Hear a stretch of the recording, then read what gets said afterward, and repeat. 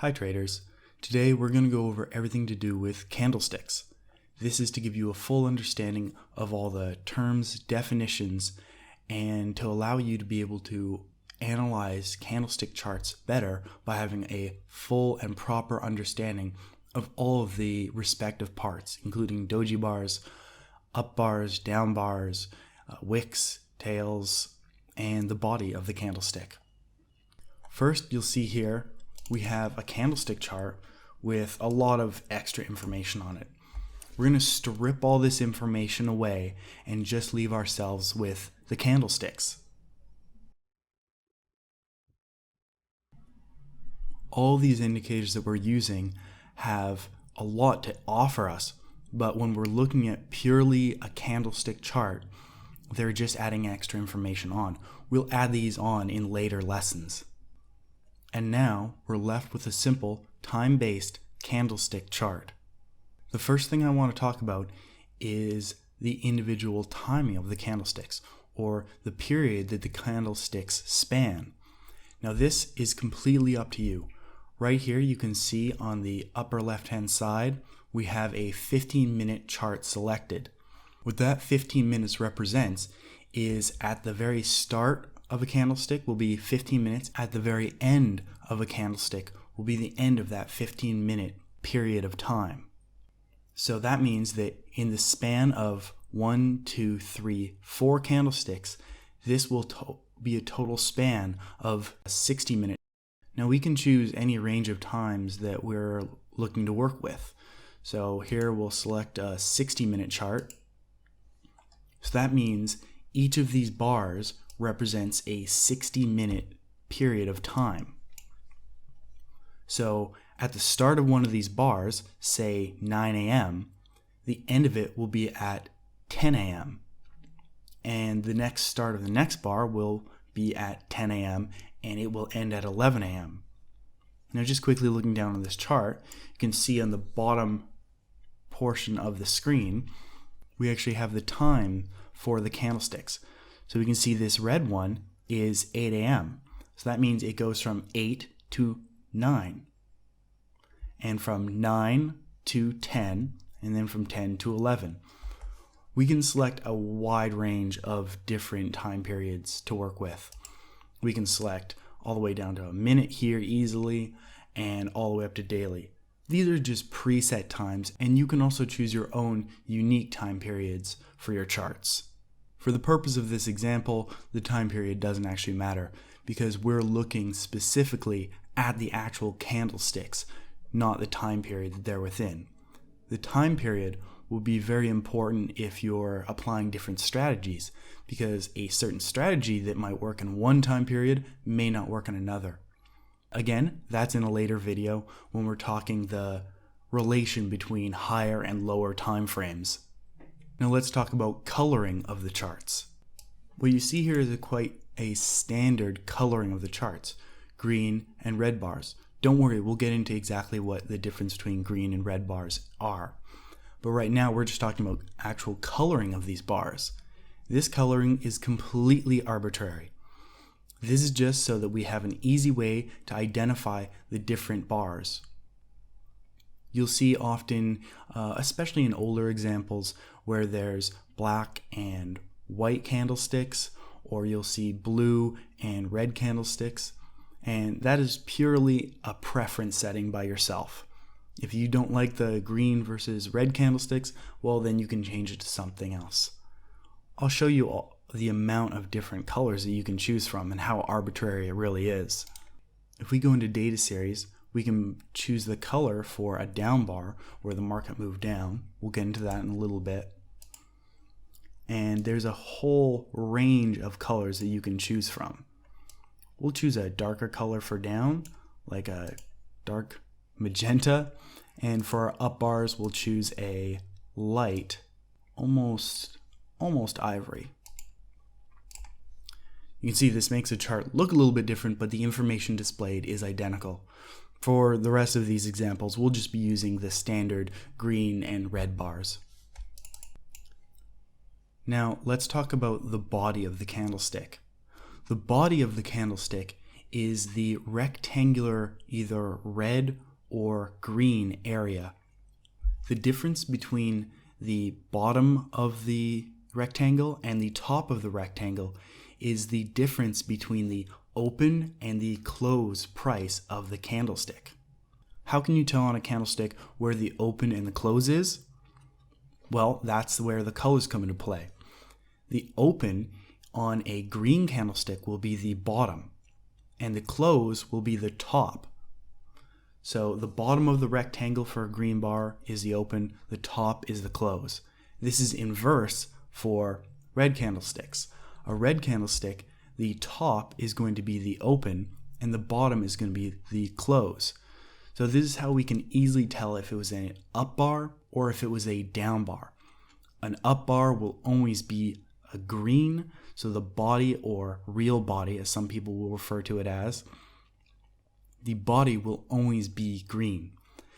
And that's a way that we can quickly see by looking at this candlestick on the left here that the open will be at the bottom, the close will be at the top, so we have a green bar. We know the market moved up for that specific period of time. On the red bar, we immediately see that it's red, so we know that the open will be on the top and the close will be on the bottom. This is true no matter what time frame you're actually looking at. This can be true for an hour, 15-minute, weekly chart, monthly chart even. This is a quick way for us to identify if the market in that specific period of time moved up or down. And that's why we choose the different colors for the up bars and down bars to give us a quick visual representation on what the market is doing. The next thing you'll notice with all of these candlesticks on screen is the fact that there are little tails coming out of the top and out of the bottom. These, well, they are called tails, but they can also be referred to as shadows or wicks, whichever you choose, they're all the same, represent the maximum and minimum price that the market reached during that period of time that that candlestick was open. So on a 15-minute chart, we see that the market reached a maximum and a minimum, but we also see the body. So the body represents the open and the close. That tells us a lot of information. So we know where the market opened for that candlestick, where the market reached as a peak during that candlestick, and where the market reached as a low during that candlestick, and eventually we also know the close of the candlestick. So what about a candlestick on the hard right edge of the chart that is still actually forming? Let's take a look. And we can see we're at the hard right edge of the market here. This is the most recent data that we have received from the exchange. And we have a 60-minute chart selected, and it is currently 14 minutes past the hour. And we can see that our most recent candlestick is right here at 1300, and we actually just saw it move. And this is a great example because that shows you that the candlestick on the hard right edge is dynamic. Its color hasn't been solidified. Only once the market moves on to the next period of time that you're working on, so in this case, on this 60-minute chart, it will be an hour, will we actually see the market solidify that candlestick and lock it in as either bearish or bullish, a down candlestick or an up candlestick.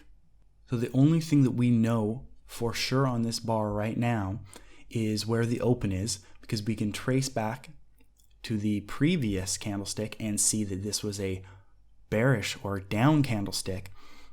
So that means that the bottom of the rectangle here will be its close. And we can see that that was also the open for the current candlestick. There's one more thing I want to talk about, and that's doji candlesticks. A doji candlestick is what we have right here. And this happens when the market opens and closes at or near the same level, leaving us with no either red or green rectangle. We can still see the high point with the wick or tail here, and we can also still see the low point with the tail. This still gives us a lot of information, and these doji candlesticks definitely stand out in your chart. And we'll go into a few strategies with trading on these in a later video. Right now, we're just going over terminology so you fully understand candlesticks, so you can look at any candlestick chart and understand it quickly and easily and know all of the respective parts. So let's do a quick summary on the candlesticks that we see right here. So starting from the left, we see a doji candlestick. That means that the open and close were at or near the same level. We can still see the tails representing the high and the low that the market made during that period of time. And we're working on a 60-minute chart if we look in the upper left-hand side. So that means that this candlestick was 1 hour in length, starting at, looking at the bottom, 1300, and that means ending at 1400. The next one over, we can see that it's a red bar, so we know it's going to be a down bar. So that means that the open of the period of time of this hour will be at the top, the close will be at the bottom. And that is the difference that the market made from the open and close during this 1 hour period. We also see the same tails, so we know the high the market made and the low the market made. The next candlestick, we see that it's green, so we know to look for the open of that candlestick at the bottom and the close at the top. Same thing with the wicks or tails. We see the high and the low that the market made. Now let's pop back and take a look at the original chart. Now we can see clear areas where the market was moving up or down or stagnating. We can see doji candlesticks, and we can see down bars and up bars. It gives us a way to quickly analyze and look at this chart and understand the movements that were happening in the market. Now let's talk about discrepancies in the opens and closes. Now if you look at this green bar, we see it's a green bar, so that means it's an up bar. So we're looking for the open at the bottom of this green rectangle and the close at the top of this green rectangle. The next bar is going to be a red bar, so we see that the open will be at the top of this red rectangle and the close will be at the bottom of this red rectangle. Now if we look closely, the top of this green rectangle and the top of this red rectangle don't quite match up.